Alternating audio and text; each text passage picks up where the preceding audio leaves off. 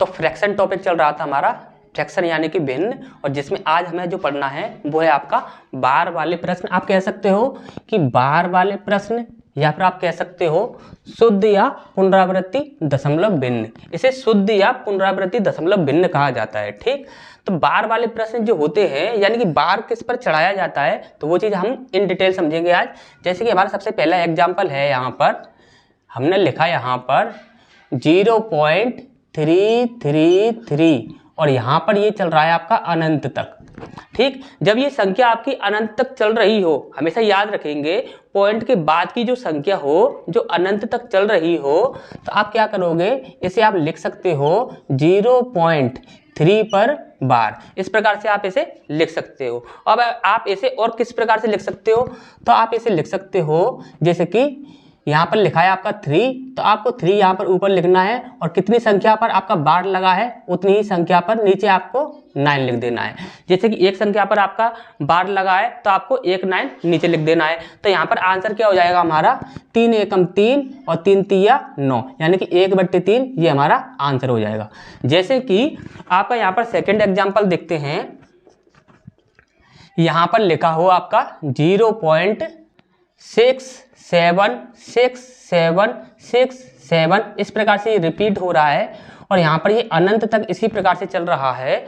तो आप इसे क्या लिख सकते हो, आप इसे लिख सकते हो 0.67 पर बार। ठीक, 67 को ये बार बार पर देखिए 6 7 और 6 7 और 6 7 ये बार बार पर रिपीट हो रहा है, तो सिर्फ और सिर्फ 6 7 पर हम क्या करेंगे, बार चढ़ा देंगे। इसके बाद अब हमें क्या करना है, कितनी संख्याएं हैं ऊपर 6 और 7, ये 2 संख्याएं हैं, और बार कितनी संख्याओं पर है, तो दोनों पर ही बार है, तो हम क्या करेंगे 2 नीचे 9 लिख देंगे। अब यहाँ पर ये दोनों संख्या एक ही संख्या से डिवाइड हो रही है, नहीं हो रही, तो यही हमारा आंसर हो जाएगा। इसी प्रकार से यदि एक और क्वेश्चन देखा जाए, जैसे यहाँ पर लिखा हुआ है 0.003, इस प्रकार से यहाँ पर लिखा हुआ है, तब आपको क्या करना है, इस पर लगा हुआ है आपका बार।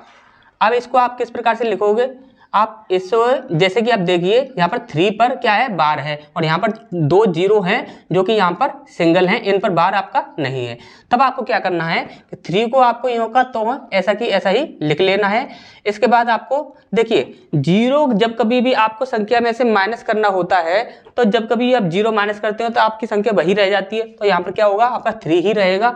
और यहाँ पर क्या होगा, एक संख्या पर बार है तो यहाँ पर हो जाएगा आपका 9, और कितनी संख्याओं पर बार नहीं है, तो यहाँ पर ये आपकी 2 संख्याओं पर बार नहीं है, तो ये आपका क्या हो जाएगा 3 एकम 3 और 3 तिया 9 0 0, यानी कि 1/300 ये आपका आंसर हो जाएगा। अभी इसी प्रकार से यहाँ पर दूसरा एग्जाम्पल देखते हैं, यहाँ पर लिखा हुआ है 0.003। अब यहाँ तीनों पर बार चढ़ा हुआ है। अब हमें क्या करना है, तब हमें क्या करना होगा, यहाँ पर हमने लिखा 3 और नीचे कितनी संख्या है 1 2 3, और तीनों पर ही बार लगा हुआ है, तो यहाँ पर क्या करना होगा 3 9 नीचे लिखने होंगे। तब हमारा क्या हो जाएगा 3 एकम 3 और 3 तिया 9, 3 तिया 9 और 3 तिया 9, यानी कि 1/333। अभी यहाँ पर लिखा हुआ है आपका दूसरा एग्जाम्पल देखते हैं, जैसे कि 0.1359, इस प्रकार से आपका लिखा हुआ है, और यहाँ पर आपका 5 9 पर बार है। अब इसे हम कैसे लिख सकते हैं, जैसे कि 5 9 पर आपका बार है और 1 और 3 ये यहाँ पर आपके सिंगल हैं, तब यहाँ पर कैसे लिखेंगे 1 3 5 9, ये हमें पूरा लिखना होगा 1 3 5 और 9। ठीक, अब यहाँ पर कितनी संख्याएं हैं जिन पर आपका बार नहीं है, यानी कि 2 संख्याएं हैं, इन दोनों को हम एक साथ उतार लेंगे 1 और 3, ये आपके इसमें से माइनस हो जाएगा। फिर इसके बाद हमें क्या करना है कि यहाँ पर कितनी संख्याओं पर बार है, 2 संख्याओं पर, तो 2 9 हम यहाँ पर लिख देंगे। अब कितनी संख्याओं पर बार नहीं है, तो 1 और 1 2, यानी कि 2 संख्याओं पर बार नहीं है, तो यहाँ पर हम 2 0 लिख देंगे। ठीक, अब यहाँ पर हमें क्या करना होगा, 13 59 में से 13 को माइनस करना होगा, यानी कि 9 में से 3 गए तो 6 बचे, 5 में से 1 गया तो 4 बचा, और यहाँ पर 13 आ गया। ठीक, अब यहाँ पर ये नीचे वाली जो संख्या है इसे उतार लेंगे 9 9 0 0, यही हमारा क्या होगा आंसर हो जाएगा। देखिए 6 और 3 9 और 4 और 1 5, यानी कि हम ये दोनों ही संख्याएं ना तो 3 से डिवाइड होंगी ना ही ये 9 से डिवाइड होंगी, तो हम इसे 2 से डिवाइड कर लेते हैं, यानी कि 2 छिंग 12, 1 बचा, 2 सत्ते 14 और 2 तिया 6। ठीक, और यहाँ पर कितना आएगा, यहाँ पर आएगा 2 चौक 8, 2 नाम 18 और 1 बचा, 2 पंजे 10, यहाँ पर आ गया 0। तो ये हमारा क्या होगा, आंसर हो जाएगा। ठीक, तो ये चीज़ें आपको अच्छे से समझ आ गई होंगी। नेक्स्ट प्रकार के जो क्वेश्चंस होते हैं उन्हें देखते हैं, तब तक आप इसका स्क्रीनशॉट ले लीजिए।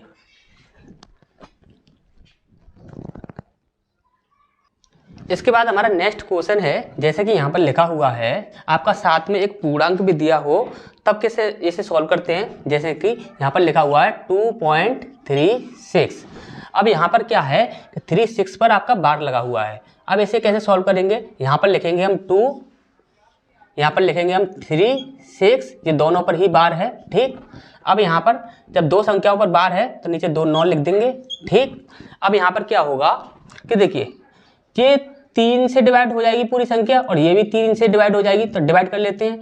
3 एकम 3, जैसे कि हमने यहाँ पर लिखा 3 एकम 3, 3 दूनी 6। ठीक, और यहाँ पर लिखा 3 तिया 9 और 3 तिया 9। ठीक, अब यहाँ पर इनसे डिवाइड कर लीजिए इन्हें, ये फिर से 3 से डिवाइड हो जाएंगी, जैसे कि आप देख सकते हो 2 3 चौक 12 और 3 एकम 3 और 3 एकम 3। ठीक, अब यहाँ पर इसे कैसे लिख सकते हैं, हम इसे लिख सकते हैं 11 दूनी 22 और 4 26/11।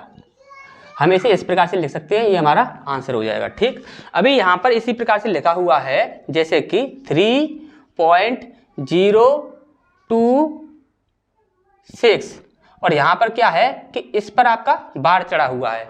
अब इसे कैसे सॉल्व करेंगे, जैसे कि यहाँ पर लिखा हुआ है आपका 3 को हमने यहाँ लिखा और यहाँ पर कितनी संख्याएं हैं आपकी, 3 संख्याएं हैं, लेकिन बार किस पर है आपका 26 पर। अब यहाँ पर आप देखोगे तो 0 का यदि पहले देखा जाए तो कोई महत्व नहीं होता, लेकिन 0 का बाद में बहुत ज़्यादा महत्व होता है। लेकिन यहाँ पर हम कितना लेंगे, यहाँ पर लेंगे हम 26 और माइनस कितना करेंगे हम 2 माइनस कर देंगे इसमें से। ठीक, और यहाँ पर बार कितनी संख्याओं पर है, एक संख्या पर बार है, तो यहाँ पर एक संख्या पर बार है तो यहाँ पर 1 9 लिख देंगे। और यहाँ पर कितनी संख्याओं पर बार नहीं है, तो 2 संख्याओं पर बार नहीं है, तो यहाँ पर कितना हो जाएगा 0 0। ये चीज़ आपको अच्छे से समझ आ गई होगी। अब यहाँ पर हमें क्या करना होगा, 3 लिखा और यहाँ पर से इसमें से इसे माइनस कर दिया, कितना बचा आपका 24।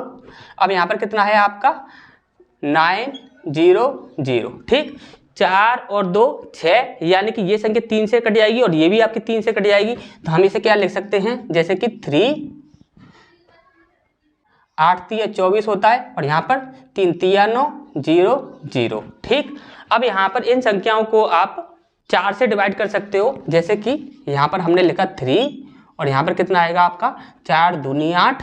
ठीक, और यहाँ पर हो जाएगा आपका 4 सत्ते 28 बचा 2 और 4 पंजे 20। ठीक, अब यहाँ पर 75 का आपका 3 में इंटू कर देंगे और 2 को आप जोड़ देंगे, जैसे कि यहाँ पर हो जाएगा आपका 5 तिया 15 की 5 हासिल लगी 1 और 7 तिया 21 और 1 22 और यहाँ पर आप 2 जोड़ोगे तो क्या हो जाएगा ये 7 227/75, ये हमारा आंसर हो जाएगा। ठीक, ये चीज़ आपको अच्छे से समझ आ गई होगी।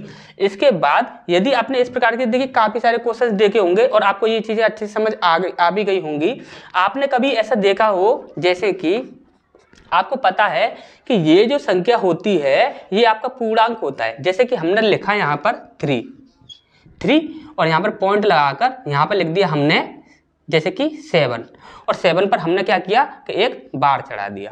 ठीक, तो इसे आप अच्छे से सॉल्व कर सकते हो। लेकिन अभी हमने यहाँ पर क्या किया कि ये जो आपकी संख्या है इस पर हमने बार नहीं चढ़ाया, हमने बार चढ़ा दिया 3 पर। अब ये जो संख्या है 3, ये क्या है आपका पूर्णांक। अब इसे किस प्रकार से सॉल्व करना है वो चीज़ हमें समझनी है। जैसे कि आप हमेशा ही याद रखिए ये जो आपका 3 होगा, ये जो आपका 3 है ये आपके रुपए हैं। ठीक, और ये पॉइंट के बाद जितना भी होता है वो सब पैसों में कन्वर्ट होता है। ठीक, तो ये आपके पैसे हैं और ये आपके रुपए हैं। तो ये रुपए को आपको सबसे पहले पैसे में कन्वर्ट करना है। तो ये पैसे में कन्वर्ट होंगे तो कितना हो जाएगा, देखिए 1 रुपए में 100 पैसे होते हैं, यानी कि 3 रुपए में कितने हो जाएंगे 300 पैसे। ठीक, ये 300 पैसे हो गए, लेकिन जब इस पर बार चढ़ा है ना तो आप इसे हमेशा ही माइनस में रखोगे। ठीक, अब इसके बाद ये क्या है 7 पैसे, ये 7 पैसे जो है आपके ये किस में है आपके प्लस में है। ठीक, अब 7 इसमें से आप माइनस कीजिए, कितना आएगा आपका, देखिए ये प्लस का है और ये माइनस का है। ठीक, तो यहाँ पर आएगा आपका 3 और यहाँ पर आ जाएगा आपका 9 और यहाँ पर आ जाएगा आपका 2। ठीक, और यहाँ पर ये जो संख्या है 300 पैसे ये आपके माइनस के हैं, ये आपके बड़े हैं और 7 पैसे जो हैं वो आपके छोटे हैं। तो यहाँ पर आंसर किस में आएगा आपका माइनस में आएगा, तो ये आपका आंसर हो जाएगा। ठीक, अभी यही इसी प्रकार से यदि आपसे बोल दिया जाए कि जैसे कि यहाँ पर लिखा हमने 3.73, अब यहाँ पर यदि हम इस पर 3 पर बार लगाते हैं तो आप अच्छे से सॉल्व कर सकते हो।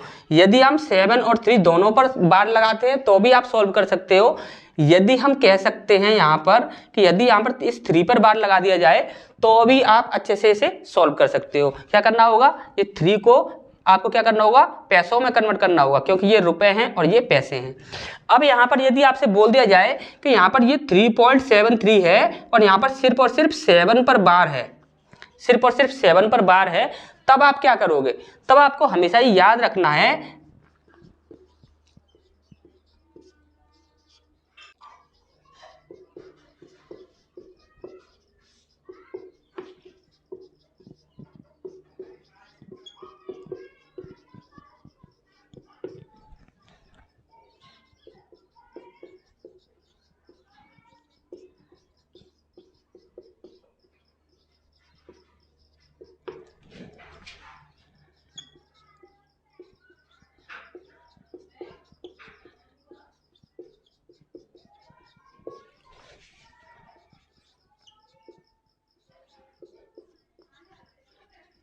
ठीक, ये चीज आपको अच्छे से समझ आ गई होगी। आप ये इसे सॉल्व नहीं कर सकते, आपको क्या करना होगा, यदि बार इस पर लगा हो तो आप सॉल्व कर सकते हो, यदि दोनों पर बार लगा है तो आप सॉल्व कर सकते हो, यदि 3 पर बार लगा है तो भी आप सॉल्व कर सकते हो, लेकिन इस पर बार लगा है इस पर बार नहीं लगा तब आप इसे सॉल्व नहीं कर सकते। ये चीज आपको अच्छे से समझ आ गई होगी। नेक्स्ट देखते हैं किस प्रकार के क्वेश्चन पूछे जाते हैं, तो तब तक आप इसका स्क्रीनशॉट ले लीजिए।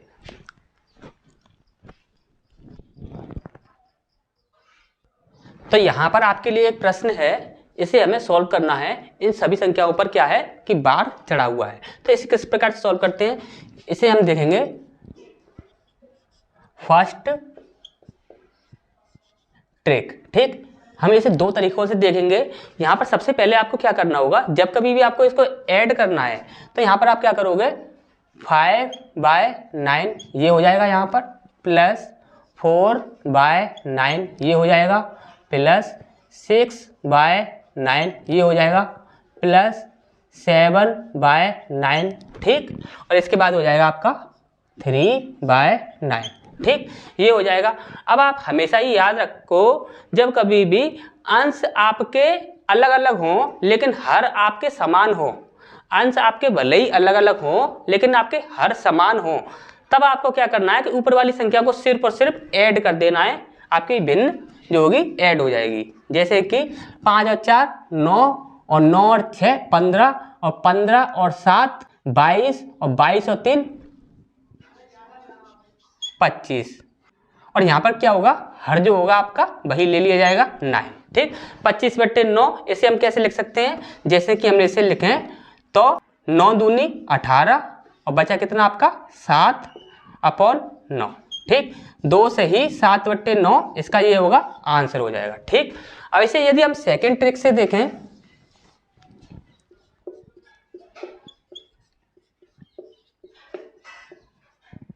दूसरे तरीके से देखा जाए तो इसे कैसे सॉल्व कर सकते हैं। देखिए यहाँ पर होता क्या है कि पॉइंट के बाद जो संख्या होगी वो क्या होगी, आपकी रिपीट होती रहेगी। ठीक, तो यहाँ पर हम क्या करते हैं, हम लिखते हैं 0.5555, कम से कम 4 बार तो लिख लीजिए आप। ठीक है, इसके बाद 0.444 और 4, इसके बाद 0.6666, इसके बाद 0.777 और 7, इसके बाद 0.333 और 3। ठीक, अब यहाँ पर इन सबको यदि हम ऐड करते हैं तो 5 और 4 9 और 9 और 6 15 और 15 और 7 और 3 10, यानी कि कितना हो जाएगा आपका 25 हो जाएगा टोटल। तो 25 की 5 और हासिल लगी 2, ठीक। अब इसके बाद 25 ये हो जाएगा टोटल और 2 27, 27 की 7 हासिल लगी 2। इसके बाद यहाँ पर 25 हो जाएगा, 25 और 2 27, 27 की 7 हासिल लगी 2। इसके बाद 25 और 25 और 2 27, 27 की 7 हासिल लगी 2 और यहाँ पर पॉइंट इसके बाद आ जाएगा आपका 2। यानी कि हम इसे कैसे लिख सकते हैं, ये भी आपका आंसर है, ठीक। इसके बाद आपका आंसर क्या होगा, 2.7 को बार बार पर रिपीट किया जा रहा है तो यहाँ पर क्या हो जाएगा आपका 7 पर बार, ठीक। और इसे आप सॉल्व करोगे तो क्या हो जाएगा आपका 7/9, इतना हो जाएगा आपका। यही आंसर आ रहा था पहले भी और यही आंसर आ रहा है अभी भी, ठीक। आप कैसे भी सॉल्व कर लीजिए, आंसर आपका सदैव ही समान आएगा, ठीक। तो ये चीज़ें आपको अच्छे समझ आ गई होंगी। बार वाले कोई भी यदि कैसा भी प्रश्न हो आपका, यदि कोई भी किसी भी प्रकार की यदि आपको दिक्कत है तो आप कमेंट बॉक्स में कमेंट कीजिए, जो भी आपकी समस्या होगी वो आपकी दूर की जाएगी। और यहाँ पर आपके बाढ़ से संबंधित जितने भी आपके प्रश्न थे वो सब हमने सॉल्व करा दिए हैं। इसके बाद नेक्स्ट क्लास में हम और भी क्वेश्चंस हैं जो कि हमें सॉल्व करने हैं, जो अलग अलग प्रकार के हैं, तो उन्हें देखते हैं। तो मिलते हैं फिर नेक्स्ट क्लास में।